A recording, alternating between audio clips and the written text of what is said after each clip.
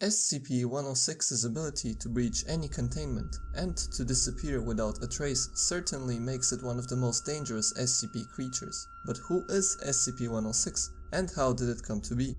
As with many other SCPs, next to nothing is mentioned about its history in the SCP Wiki. However, there are some hints and SCP tales which can help us deduce not only its history, but also its exact identity. Today we will explore who exactly SCP-106 is. Before we begin, don't forget to subscribe to our channel with notifications on so you don't miss any of our upcoming Exploring SCP videos, as very soon we are exploring the identity of another very famous SCP entry. Also, we've created our own Discord server where you can get to know us, discuss SCP theories, and even get sneak peeks for our upcoming videos, so make sure to join using the link in the description. As we all know, SCP-106 is famous for its pocket dimension, depicted in great detail in the SCP Containment Breach game, where it often abducts prey before consuming them. This pocket dimension, however, appears to be very similar to an Alternate Dimension SCP, which helps answer the question, who is SCP-106? SCP-3001, Object Class Euclid. SCP-3001 is an infinite pocket dimension, completely devoid of matter, accessible through a wormhole. Measurements of SCP-3001 show extremely low Hume levels. In the SCP Foundation, Humes measure how stable a reality is, and a low number means a reality is unstable and has little to no matter inside of it. SCP-3001 was initially discovered at Site-120. Dr. Scranton and his wife, Dr. Anna Lang, were testing reality-bending technology when Dr. Scranton was transported to SCP-3001 after unexpected seismic activity. Initially presumed dead, Dr. Scranton had amazingly survived in SCP-3001 for almost 6 years. During this time, he was able to record his experiences through a somehow still functioning control panel, which was also brought into the dimension together with the researcher. These recordings were later recovered upon the panel's sudden return to the original containment chamber. The logs were then examined, showing that Dr. Scranton navigated the pocket dimension by, quote, swimming through what felt to him like a gel, rather than walking, showing great differences between the physics of both realities. He is, however, able to survive the whole period without eating and drinking. He explains these phenomena with the extremely low Hume levels, which break the laws of physics in regards of space-time, essentially slowing time down, allowing him to survive longer. He also discovers an amazing ability that his own hands can pass through one another. The low Humes, however, mean that due to the large difference between the reality's Humes and his, they will begin to equalize over time, meaning that he will gradually decay before turning into nothingness. Naturally, he realizes his inevitable demise and attempts to find an exit, traveling for 8 months in one direction, but to no avail. With time, he degenerates, gradually losing body parts and sanity alike. He does, however, realize that some sort of waves from the outside world are pushing him towards an exit. As time passes, he begins hearing a humming noise, which gets louder and louder until the recording machine reappears in its old containment chamber. There, it is found by none other than Anna, his former wife, which is absolutely devastated to discover a huge pool of decayed flesh, blood, limbs, brain pieces, and even her husband's wedding ring near the machine. This is where we need to dig deeper to piece together the SCP-106 history. We know from the SCP-3001 recordings that Scranton kept talking till the very end of the logs with "read" the light from the recording machine, and we know that the recording machine appeared back in Site-120 where it left roughly 5 years ago, along with a fair quantity of black corrosive goo. However, we also know for sure that he was alive till the very end, so we could very well assume that if the recording machine managed to get back to reality, he could have been able to escape as well. This raises the question why he didn't go back to Site-120 alongside with the machine to meet his wife again, something he dreamed about for almost 6 years. One possible reason is that if we were to assume the machine was small enough to be pushed around, researcher Scranton could have pushed the machine through a wormhole he found first. knowing that after he enters it, the machine will be lost forever, and the wormhole closed immediately, not allowing him to travel with it. It is also likely that parts of his body were smeared onto the large recording machine, as he spent the vast majority of his time near it, bringing them back to be discovered by his wife. However, for the 8 months he attempted to find an exit to the dimension, he was alone, meaning that the control panel was likely too big to be moved. In this case, it is entirely possible that the return of the machine was caused by an experiment performed at Site-120, which was implied in the SCP-3001 entry. In this case, the machine would have been returned to reality, as the wormhole would open exactly where it closed when they were brought in the first place.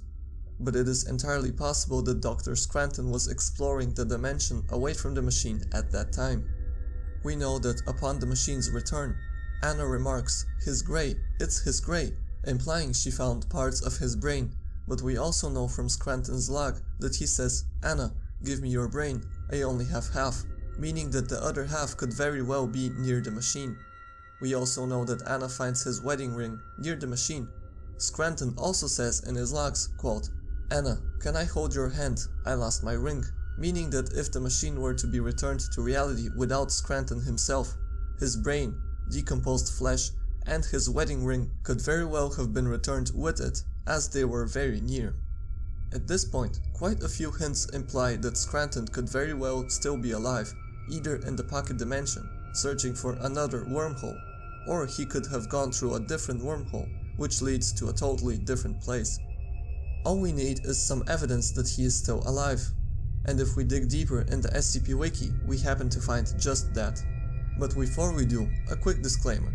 For those of you that will say this theory contradicts the story of the young man, which depicts a World War I soldier becoming SCP-106 by accident, it does.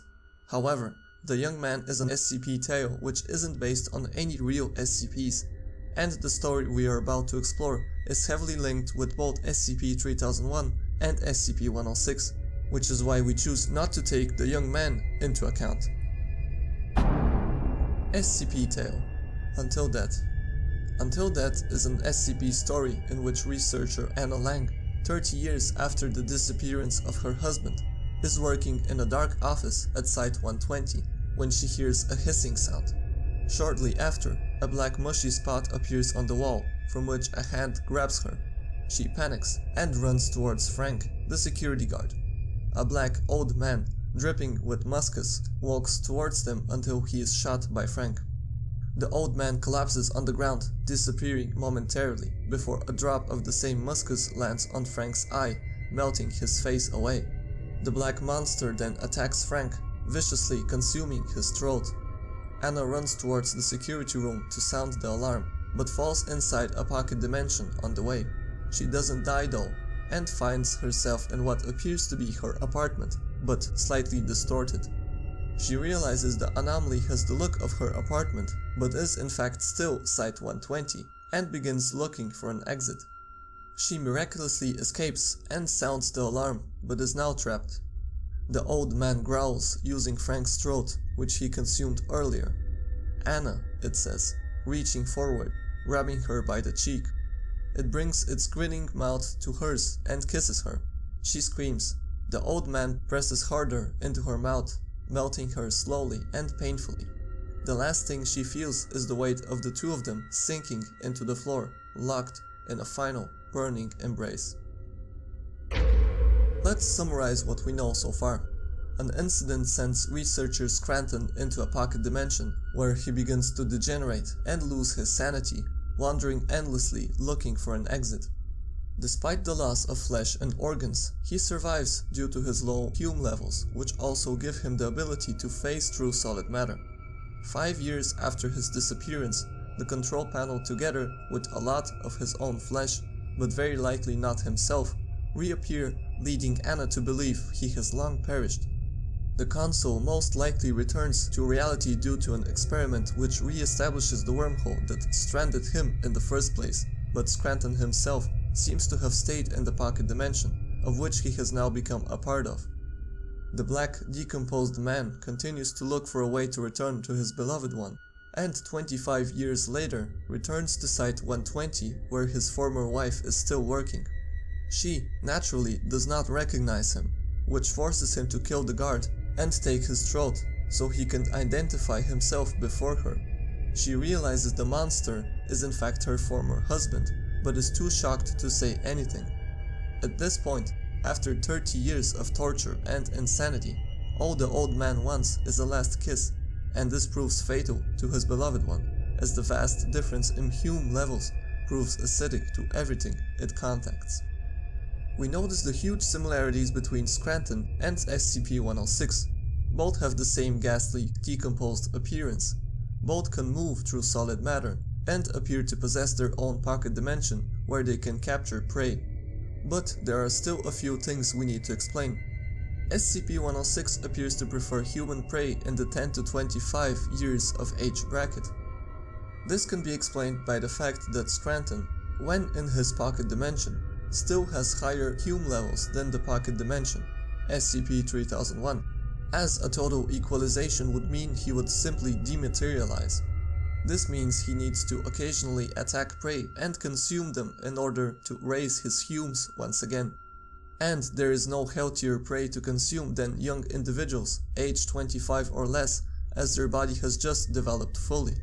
Furthermore, when contained, SCP-106 appears to go through long periods of dormancy, in which it will remain completely motionless for up to 3 months before emerging in a very agitated state, and appears to attack based on desire, not hunger.